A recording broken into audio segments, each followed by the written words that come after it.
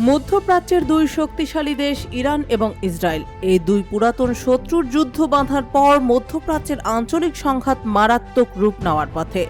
Iran ও ইসরায়েলের মধ্যে চূড়ান্ত রূপে যুদ্ধ না বাঁধলেও এখনও তাদের মধ্যে চরম মাত্রার বাকযুদ্ধ চলছে।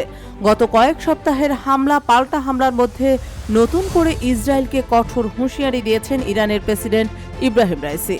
ইরানি ভূখণ্ডের উপর ফের কোনো হামলা হলে পরিণতি ভয়াবহ হবে বলে বজ্রকণ্ঠে হুঁশিয়ারি দিয়েছেন প্রেসিডেন্ট রাইসি।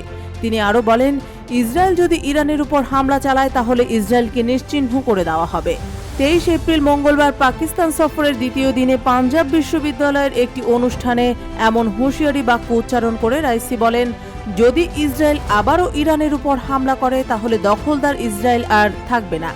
আন্তর্জাতিক গণমাধ্যম সিএনএন-এর এক প্রতিবেদন থেকে এ তথ্য জানা যায়। সিএনএন প্রতিবেদনে জানায়, ইসরায়েলকে হুমকি দিয়ে ইরানি প্রেসিডেন্ট কঠোরভাবে বলেছেন, যদি ইসরায়েল আবার ভুল করে এবং পবিত্র ইরানের সার্বভৌমতাকে লঙ্ঘন করে তাহলে পরিস্থিতি ভিন্ন হবে। ইরানের প্রেসিডেন্ট আরও বলেন, ফিলিস্তিনের নিপীড়িত জনগণকে রক্ষা করার বিষয়ে ইরান ও পাকিস্তানের একই দৃষ্টিভঙ্গি রয়েছে। তেহরান গর্বের সঙ্গে তাদের রক্ষা করতে থাকবে বলেও উল্লেখ করেন তিনি। এছাড়া প্রেসিডেন্ট রাইসি তার বক্তৃতার এক পর্যায়ে যুক্তরাষ্ট্রকে আঘাত করে বলেন, দেশটির বাক স্বাধীনতার স্লোগান ভণ্ডামি, কারণ তারা ফিলিস্তিনের পক্ষে কথা বলার জন্য বিশ্ববিদ্যালয় থেকে শিক্ষার্থীদের বহিষ্কার করে।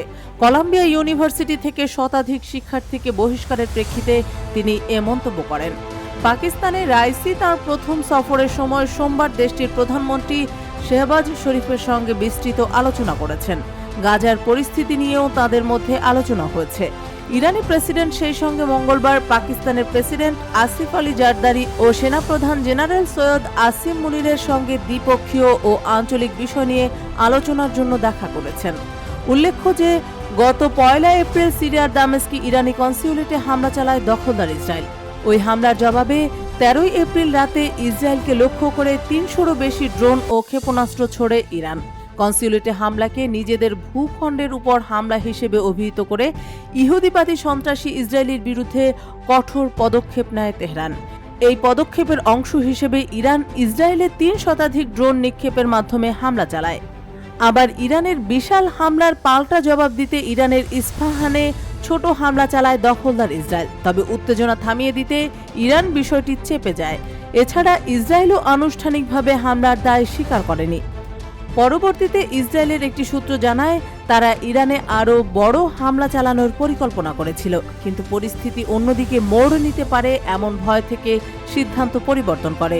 তবে যে কোনো সময় এই দুই দেশের মধ্যে বড় ধরনের সংঘাত বেঁধে যাওয়ার আশঙ্কা রয়েছে।